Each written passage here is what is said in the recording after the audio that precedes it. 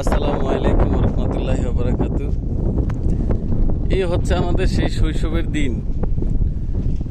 এখানে আসতাম, মাছ ধরতাম। এগুলো হচ্ছে মেঘনা নদীর চরের জায়গা। এই নদীতে কত স্মৃতি লুকিয়ে আছে সবার। এই যে পাশে যে জঙ্গলটা দেখতে পাচ্ছেন, এটার ভিতরে মাছ ধরতে আসতাম। আর এই যে এই গাছটা দেখতে পাচ্ছেন, এই গাছটা হচ্ছে কি একটা কালের সাক্ষী। মোটামুটি বয়স হয়েছে ভালো, আমার জানা সত্ত্বে মুরব্বীদের থেকে শুনছিলাম প্রায় 100 বছরের মতো গাছটার বয়স। বিশাল বড় একটা তুলা গাছ।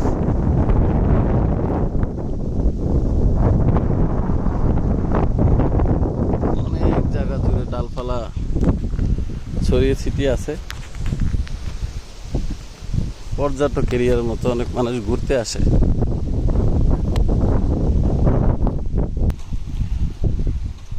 আসসালামু আলাইকুম কাকা, নিজের জমি এটা? তাইলে ও কয় করে নাই? আলু তো মনে ভালোই হয়েছে দেখা যায়। আচ্ছা, এটা কি দেশি দানা আলু কাকা? দেড় করা কোনটা এটা? ও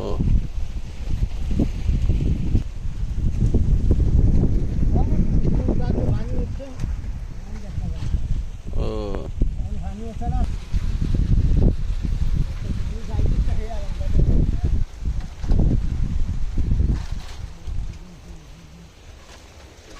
কাকা,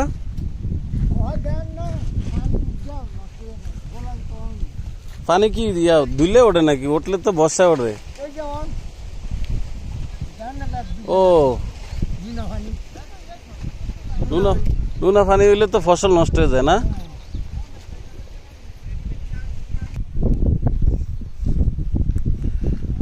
এই সেই ঐতিহাসিক জঙ্গল,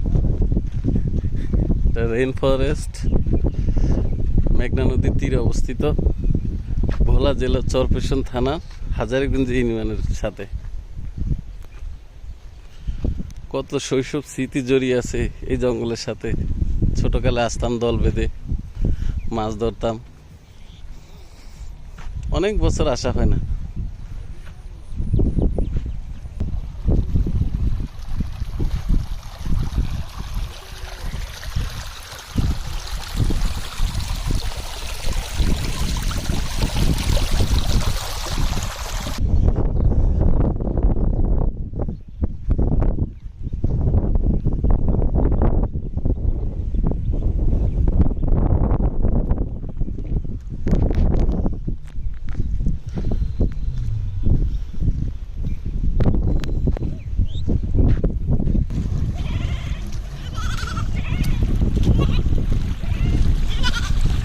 কিরে, তোরা পার হইতে ভয় পাচ্ছ কেন? এই তো সাহসী।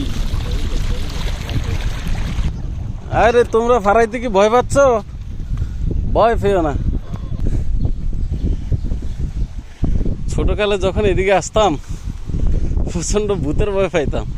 যে মনে করতাম যে এখানে একটা বাড়ি ছিল, যে এখানে নাকি ভূত আছে।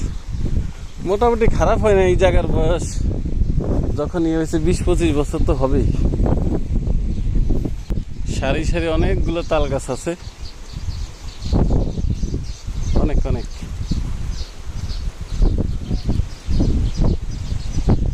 আর মুরব্বীদের মুখ থেকে শুনতাম যে তাল গাছে নাকি ভূত থাকে।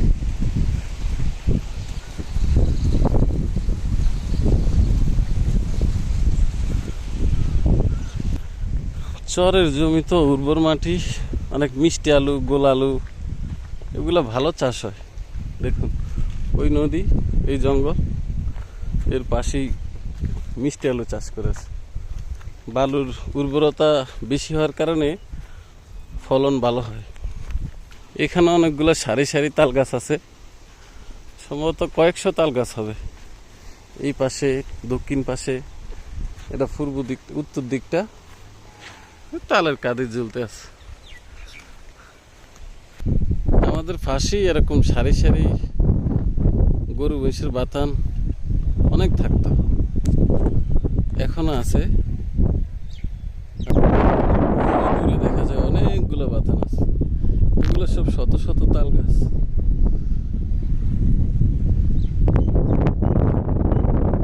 অনেক শত শত তাল গাছ।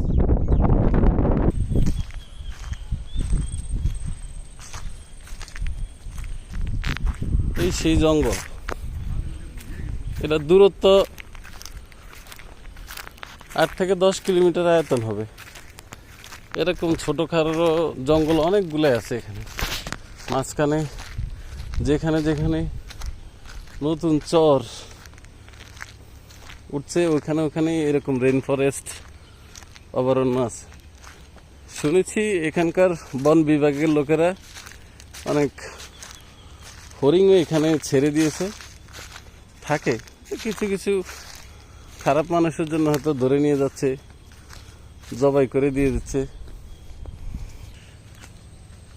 যত সামনের দিকে এগোবেন তত ঝোপঝাড় অনেক, মানে এটাকে আমরা ছোটবেলায় আজা কাটা বলতাম। এই সমস্ত কাটার এই যে শিকড়গুলা খুবই হার্ড, প্রচণ্ড পায়ে ব্যথা পাওয়ার সম্ভাবনা অনেকটাই বেশি।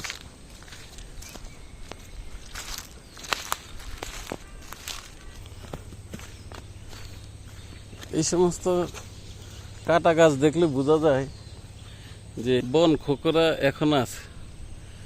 সুন্দর করে যে গাছগুলো অনেকটা সুন্দর সোজা এরকম, ওই গাছগুলো কেটে নিয়ে যাচ্ছে।